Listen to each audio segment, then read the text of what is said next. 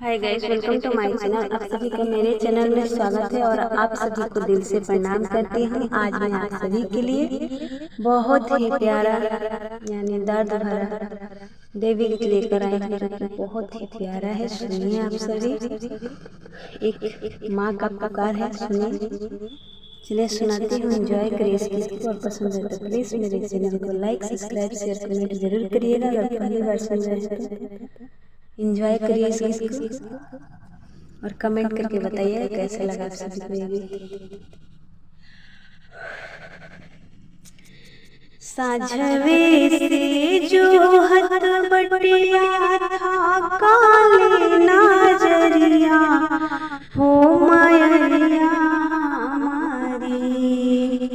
साझवे से जो हथ बटिया था काले नजरिया हो के जागी जागी माया दुलारी हो के जागी जागी माया दुलारी हो के जागी जागी भैले भोरा हरिया हो के जागी जागी भैले भोरा हरिया हो के जागी जागी।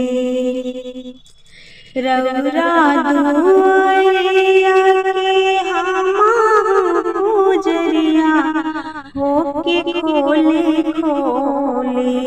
रौरा दुआरिया के हमा पूजरिया हो के खोले खोले। भवानी बजर के मड़िया हो के खोले खोले। भवानी बजर के मड़िया हो के खोले खोले। जुटल बाड़ी बाछिनी तिरियवा हो के काहेले। जुटल बाड़ी बाछिनी तिरियवा हो के काहेले। अपना लचरिया हो के काहेले। अपना विपतिया हो के काहेले। दूध पूता भरल रही हमर चरवा हो के माई हो के। दूध पूता भरल रही हमर चरवा हो के माई हो के माई हो के। नाली हलू हमारो खबरिया हो के माई हो के। नाली हलू हमारो खबरिया हो के माई हो के।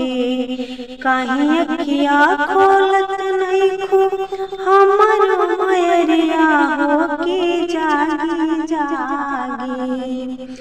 कहीं अखिया खोलत नहीं खू हमर मयरिया हो के जागी जागी माया दुलारी हो के जागी जागी भैल भोरा हरिया हो के जागी जागी। दे देती माई हमरा अचरा में भिखिया हो के दे देती माई हमरा अचरा में भिखिया हो के देती।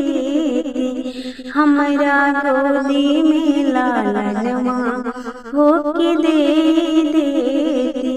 हमरा गोदी में लालनवा हो के देती।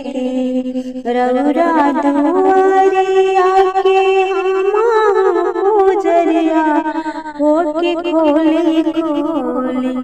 मैया अपना नजरिया हो के फेरे देती हम पे अपना नजरिया।